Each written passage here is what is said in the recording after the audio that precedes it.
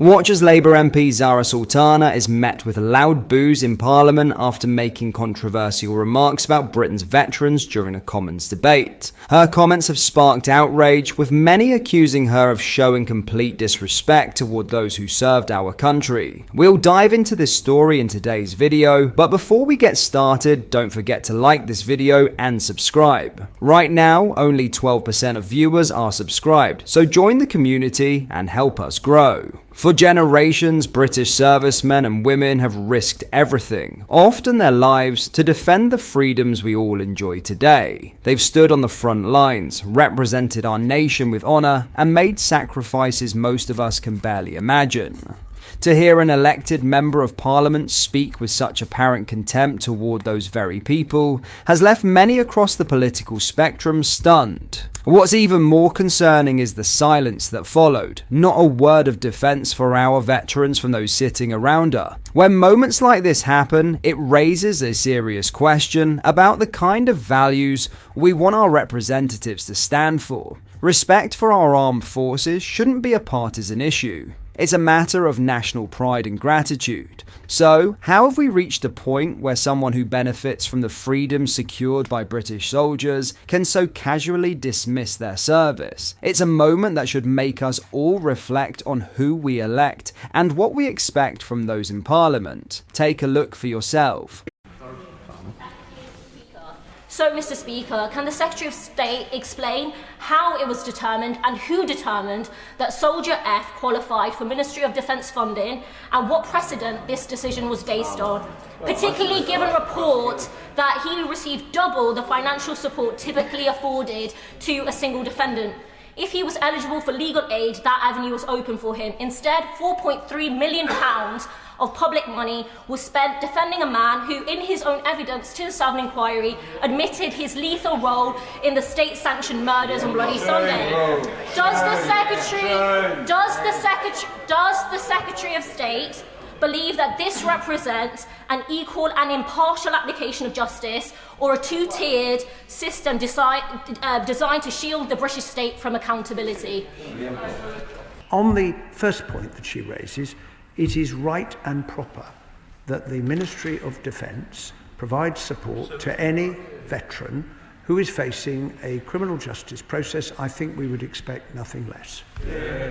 Watch the clip, listen closely, and decide what kind of leadership you think Britain deserves. At the heart of this debate is a simple truth. Our veterans deserve respect. They've sacrificed time, health, and in many cases their lives so that the rest of us can speak freely and live safely. Disagreeing on policy is one thing, but showing disdain for those who served crosses a line that should unite, not divide Parliament. Moments like this remind us how important it is to elect leaders who understand the weight of that sacrifice and who speak with gratitude, not contempt. Whatever our politics, we owe our veterans more than silence. We owe them respect.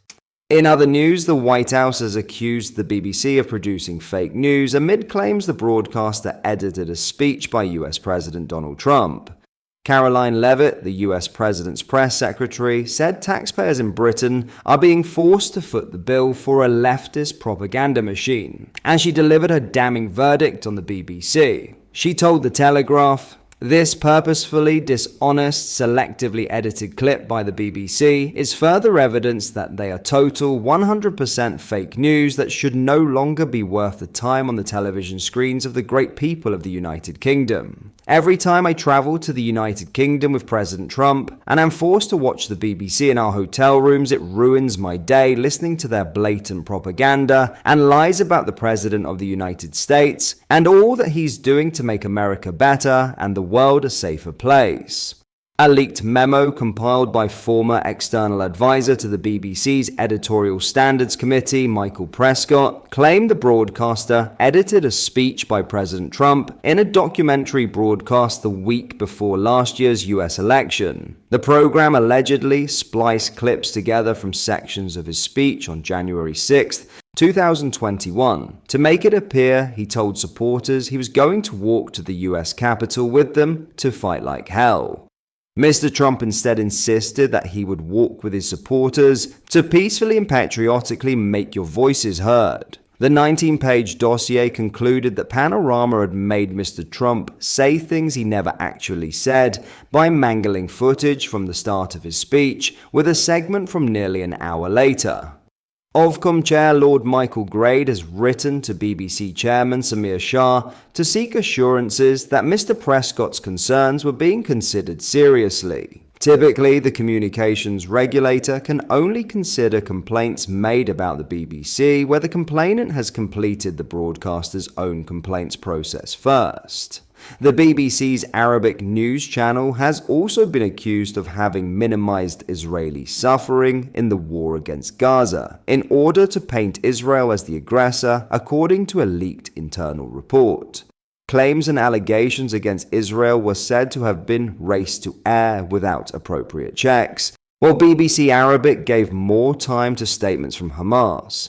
A committee of MPs has written to Mr. Shah demanding information about the way Mr. Trump's speech was edited in the Panorama episode. The Culture, Media and Sport Committee has asked the BBC's chairman what actions he will take to address the specific concerns raised, and to request a copy of the memo on impartiality by Mr. Prescott. Dame Caroline, who signed the letter on behalf of the committee, said, "The BBC clearly has serious questions to answer regarding both its editorial standards and the way in which concerns are handled by senior management. The corporation must set the benchmark for accurate and fair reporting, especially in a media landscape where it is all too easy to find news presented in a less than impartial way. The committee needs to be reassured that those at the very top of the BBC are treating these issues with the seriousness they deserve and taking decisive steps to uphold the corporation's reputation for integrity and public trust." The BBC said it will respond to the committee's letter directly. A spokesman for the broadcaster said, "While we don't comment on leaked documents, when the BBC receives feedback, it takes it seriously and considers it carefully." Michael Prescott is a former advisor to a board committee where differing views and opinions of our coverage are routinely discussed and debated. Conservative Party leader Kemi Badenoch urged BBC Director General Tim Davie to sack the person responsible for the video. She said recently, "It's absolutely shocking. That is fake news.